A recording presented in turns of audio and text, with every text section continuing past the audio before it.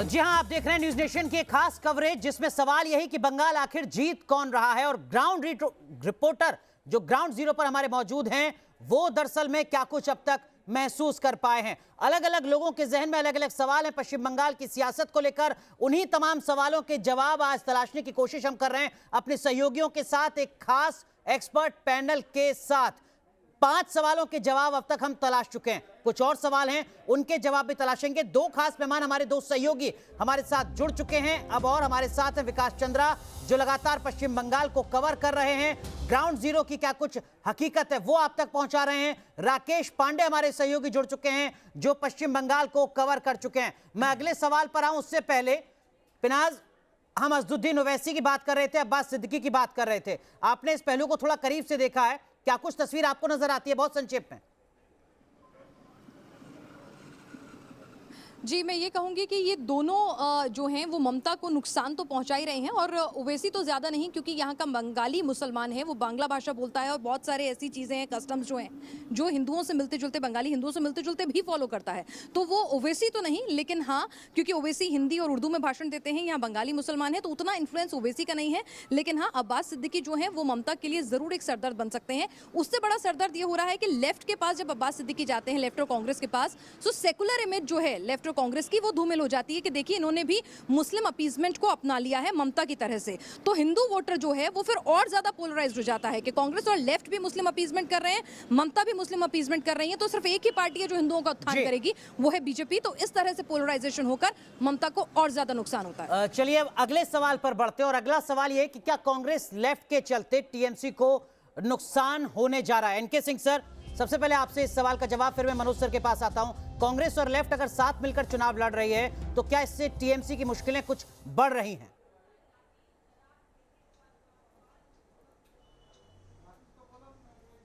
जाहिर है, देखिए अगर ये तीनों एक साथ हो जाते तो चीजें बिल्कुल बदल चुकी होती, क्योंकि इसका मल्टीप्लाइंग इफेक्ट होता है।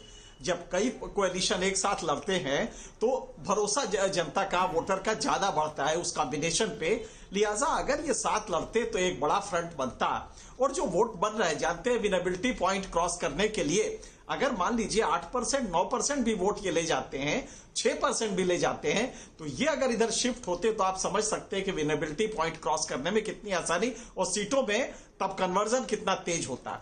सर क्या वाकई ऐसा हर बार हो पाता है? माफ कीजिएगा मैं आपको रोक रहा हूं क्योंकि उत्तर प्रदेश में सपा और बसपा का गठबंधन एक उदाहरण है इसका, फॉर्मूला हिट नहीं हो पाया था वहां पर।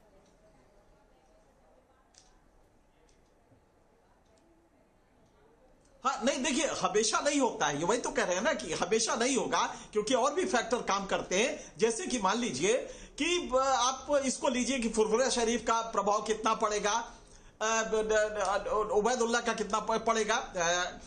अगर आप इसको गौर से देखें तो ममता बनर्जी ने इसी टैक्टिक्स को चेंज करके अब की मुसलमान कैंडिडेट कम उतारे हैं, खास करके मुस्लिम बहुल एरिया में मुसलमान कैंडिडेट नहीं उतारे हैं ताकि इधर से ये वोट मिल जाए। तो मुझे लगता है कि एक वेरिएबल अगर आप लेते हैं और उसी को ज्यादा वजन देते हैं तो आपका जो रिजल्ट होगा वो बदल जाएगा। इसमें देखना पड़ेगा कि क्या कांग्रेस और उसके वोट्स कितने हैं, और अगर ये शिफ्ट हो रहे हैं, ममता से हट रहे हैं, तो क्या नुकसान कितना होगा, क्योंकि पोलराइजेशन इन्हीं दोनों के बीच में है और तीसरा कोई नहीं है। मुझे नहीं लगता कि कांग्रेस और वो सीट्स के टर्म्स में बेटर कर पाएंगे, लेकिन हाँ ममता को नुकसान जरूर पहुंचाएंगे। मनोज सर आपकी राय? जी हाँ, देखिए मेरा ये मानना है कि बीजेपी ने जो ताकत पिछले 5 साल में जो बढ़ी है, उसके पीछे एक बड़ा कारण ये है कि जो लेफ्ट का जो कैडर था, उसका जो वोट बैंक था, वो सारा का वो काफ़ी ज़्यादा बीजेपी की तरफ शिफ्ट हो गया। उसका एक बड़ा कारण ये था कि ममता से वो लोग परेशान थे, ममता से उनको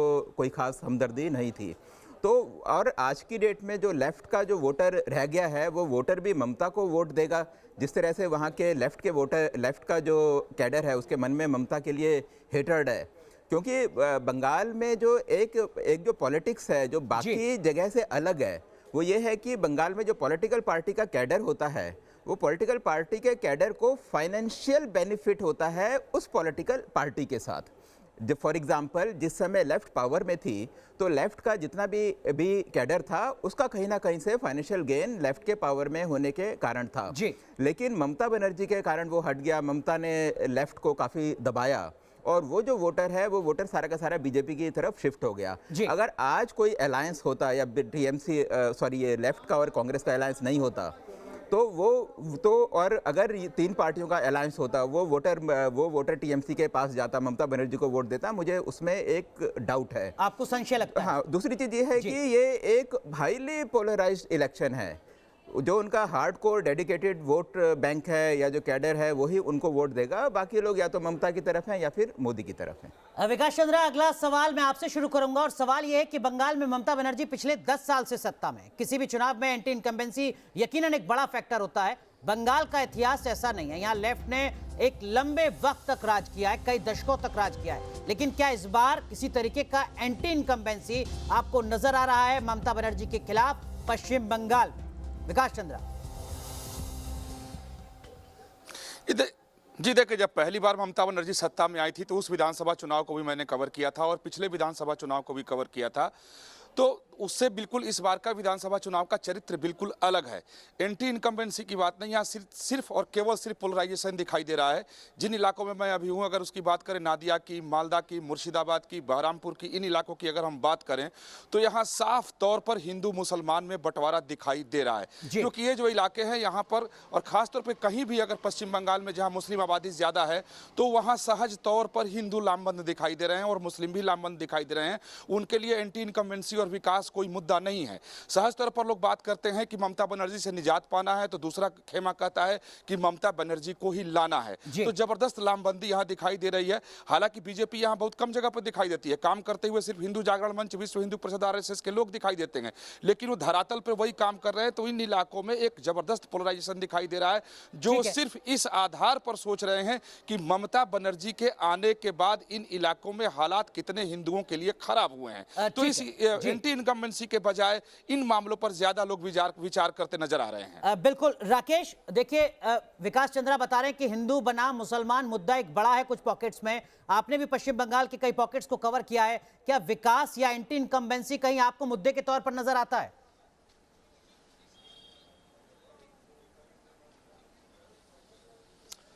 देखिए, जो बात विकास कह रहे थे अनुराग, मैं उसी बात को आगे लेकर चलता हूं। विकास ने बिल्कुल बात ठीक कही। मैं जब गया था पश्चिम बंगाल में तो मुर्शिदाबाद से मैंने शुरू किया, फिर उसके बाद मुर्शिदाबाद, मालदा, जो कि जब आप नॉर्थ बंगाल का जो गेटवे कहा जाता है वहां पर गया था। ये बात बिल्कुल ठीक है कि हिंदू जागरण मंच के लोग काम करते दिखाई देते हैं, लेकिन पोलराइजेशन एक बड़ा फैक्टर है। 2-3 बातें जो मुझे समझ में आई, जो पूरा नॉर्थ बंगाल मैंने विजिट किया, लोगों से बातचीत की। पहली बातचीत, लोग डरे हैं, सहमे हैं, वो बोलने से पहले डरते हैं। अगर उन्हें ममता बनर्जी के खिलाफ भी बोलना है तो उन्हें डर लगता है शाम को हमारा घर टूट ना जाए। पहली बातचीत, जो मुस्लिम है उन मुस्लिम वोट्स का पोलराइजेशन तो हो रहा है, मुस्लिम वोट्स बढ़ रहे हैं।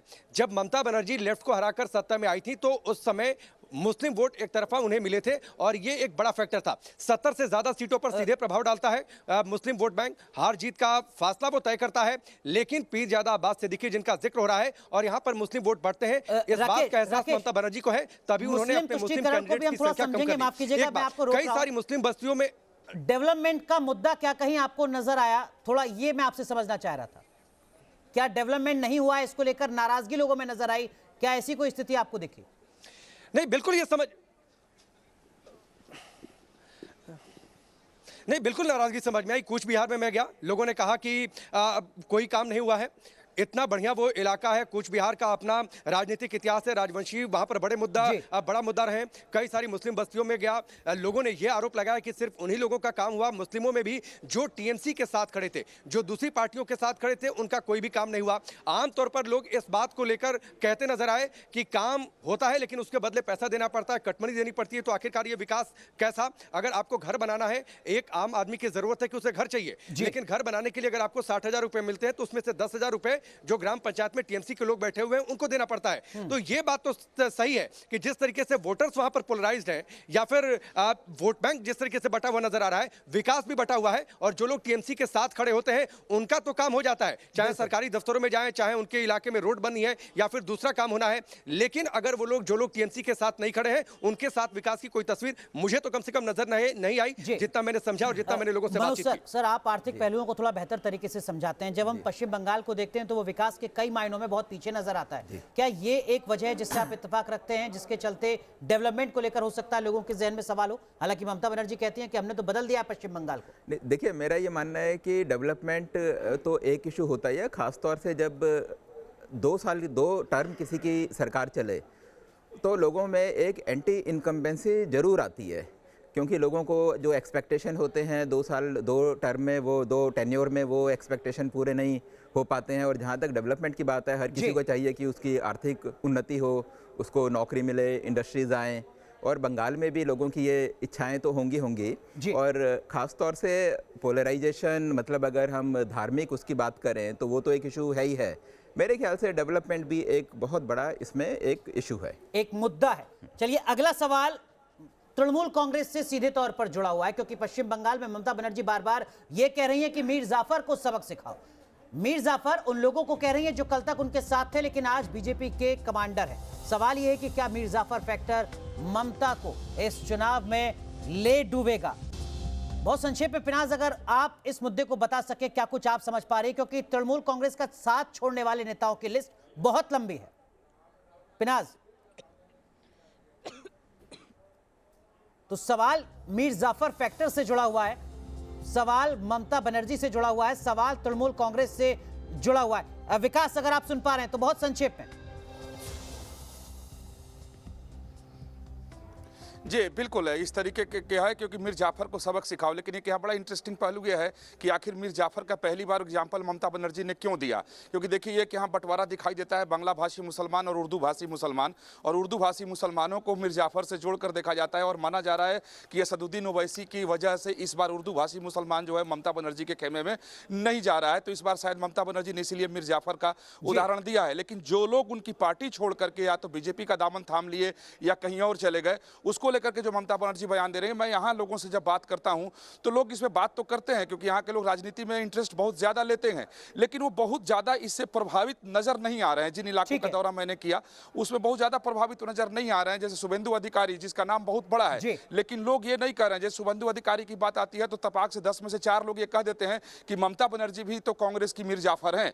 तो इस तरीके से लोग तुरंत पलट कर कह देते हैं, यानी इसका बहुत असर दिखाई नहीं देता। लेकिन बहुत ज्यादा आपको असर नहीं दिखता है। लेकिन पिनाज, अगर आप सुन पा रहे हैं, ये मीर जाफर फैक्टर क्या वाकई कुछ असर छोड़ रहा है पश्चिम बंगाल में? संक्षेप में।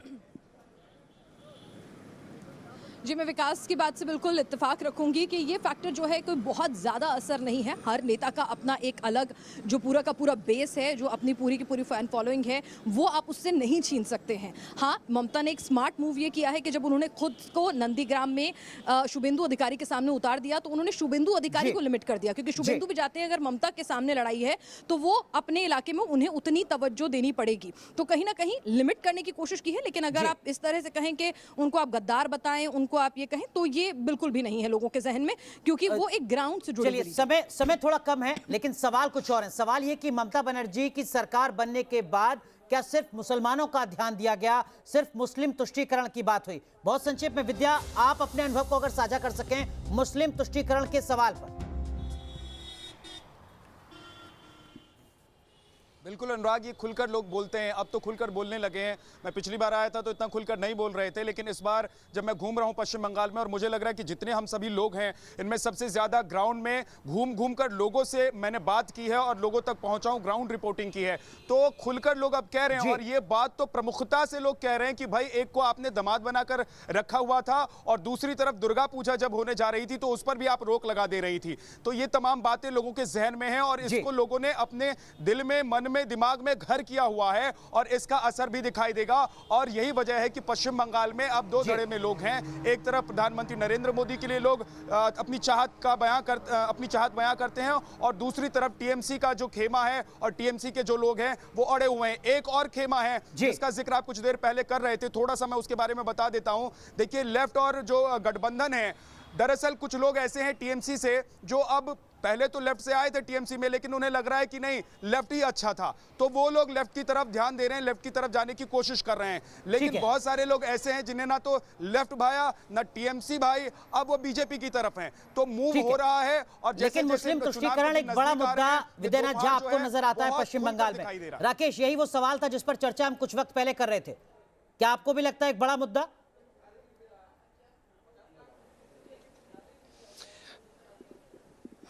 नहीं, बिल्कुल निश्चित तौर पर बड़ा मुद्दा तो है मुस्लिम तुष्टीकरण। आप मुर्शिदाबाद का जिक्र करते हैं, मुर्शिदाबाद में बरहामपुर, मैं बरहामपुर में घूमा, वहां पर हिंदू जागरण मंच के लोग दिखाई दे रहे थे। खुलकर लोग कह रहे थे कि अब तो आर पार की लड़ाई है, क्योंकि जहां पर मुस्लिम आबादी है सिर्फ वहां पर काम हो रहा है, सिर्फ उन पर सरकार ध्यान दे रही है।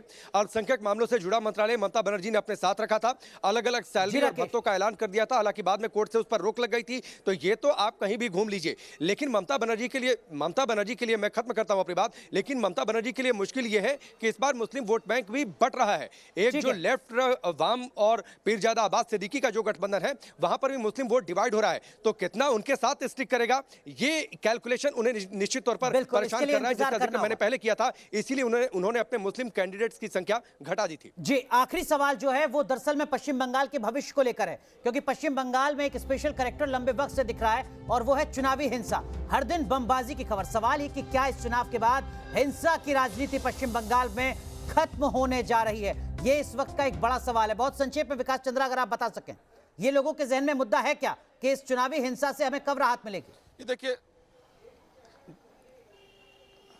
जी बिल्कुल, बहुत बड़ा मुद्दा लोगों के जहन में है और लगातार यहाँ हिंसा हो रही है। हिंसा थमने का नाम नहीं ले रही। अभी जिस इलाके में मैं अभी खड़ा हूँ, उस इलाके में शाम को ही एक हत्या हुई है, जहां मैं जाने के लिए प्रयासरत था। एक बताया गया कि एक बीजेपी कार्यकर्ता की हत्या कर दी गई। तो लगातार हत्याएं हो रही हैं और ये हत्या इसलिए हो रही है कि लोग, जब मैं इसकी को टटोलने की कोशिश की तो उसके पीछे वजह यह है कि लोगों ने बताया कि जैसे जैसे चुनाव पास आएगा और भी हिंसा होगी और भी हत्या होगी, क्योंकि लोगों को डराना है। उन लोगों को डराना है कि जो लोग परिवर्तन की बात करते हैं, वो घर से न निकले, बूथ तक जा ना पाए, क्योंकि रणनीति ये दिखाई देती है कि बूथ पर ही बीएसएफ और सीआरपीएफ के जवान होंगे, गांव के अंदर नहीं होंगे। तो लॉ एंड ऑर्डर एक बड़ा मुद्दा पश्चिम बंगाल में, बहुत संक्षेप में सर। जी हाँ, लॉ एंड ऑर्डर अभी से नहीं बल्कि काफ़ी टाइम से एक बड़ा मुद्दा है, और यहाँ चुनाव में हिंसा होना एक तरीके से एक वहाँ के लोगों के लिए एक ये छोटी मोटी बात है, मतलब कि एक आम बात है जिसको, और या हम बोलें कि it is acceptable fact there, है ना। तो ये है, लेकिन आने वाले टाइम पर ये क्या होगा ये तो देखेंगे, ये तो हमें देखना पड़ेगा कि कौन सी पार्टी पावर में आती है। मेरा पर्सनली ये मानना है कि अगर कोई नेशनल पार्टी जैसे कि बीजेपी आती है तो चुनावी हिंसा मेरे ख्याल से कंपैरेटिवली कम होगी। एनके सिंह सर, 3 महीने में 1300 से ज्यादा बम मिले पश्चिम बंगाल में। पश्चिम बंगाल के मतदाताओं के जहन में ये तो होगा ना कि हम पश्चिम बंगाल को आगे लेकर जाएं। संक्षेप में सर। नहीं, ये वहां की फितरत है, वहां के समाज का ये फितरत है। जैसे बिहार और बंगाल ये लगभग एक ही तरह चलते हैं, बंगाल में वो ज्यादा शिद्दत से दिखाई देता है। इसको आप लोग ये ना समझिए कि कोई बहुत बड़ी चीज है और बड़ा भारी मुद्दा है। उसी तरह अगर विकास के इकोनॉमिक पैरामीटर्स मुद्दा होते तो बिहार में बीजेपी और नीतीश कुमार 15 साल से न जीत रहे होते। मेरे ख्याल से हम लोग पूरा का पूरा लॉपसाइडेड वो कर रहे हैं। सियासत में बहुत ज्यादा मायने नहीं है। वहां पे नहीं, देखिए, इनके सर माफ कीजिएगा सर, आपको देखिए, राजनीतिक हिंसा की संस्कृति पश्चिम बंगाल और केरल में ही है। बिहार में हिंसा जरूर हुई है, लेकिन पॉलिटिकल वायलेंस की संख्या कम रही है। 1971 में भी कांग्रेस, जब वहां देखिए, आज से नहीं है, नक्सलवादी आंदोलन से कांग्रेस के विरुद्ध लॉ एंड ऑर्डर मुद्दा था। वे उस मुद्दे पर सीपीएम जीत करके अब आई थी। 5 दशक से चल रहा है। सीपीएम ममता और कांग्रेस के कार्यकर्ताओं पर जिस ढंग से हमले हुए, 13 लोग मारे गए थे 1990 में सर, राइटर्स बिल्डिंग के बाहर, तो वो एक बड़ा मुद्दा बना। इस समय ममता के खिलाफ, लेकिन अब हालात तो बदलने चाहिए ना सर। हिंसा को कोई भी अनुमति नहीं दे सकता है देश में, जहां संविधान लागू हो, जहां कानून की व्यवस्था हो। ममता बनर्जी इसी हिंसा के खिलाफ लड़के आई, लेकिन कार्यकर्ता हिंसा से परे विचारों की राजनीति पर आई और नहीं कर पाए। अब जो भी पार्टी जीतेगी उसके लिए एक बड़ी चुनौती होगी, एक बड़ी चुनौती लॉ एंड ऑर्डर होगी। तो किस तरीके की चुनौती है, किस तरीके के मुद्दे हैं, और जो मुद्दे आप लगातार देख रहे हैं टेलीविजन पर, उन मुद्दों की जमीनी हकीकत क्या है, यही हमने समझाने की कोशिश की है आज की अपनी इस बड़ी कवरेज में, इन 10 सवालों के जवाब तलाशते हुए।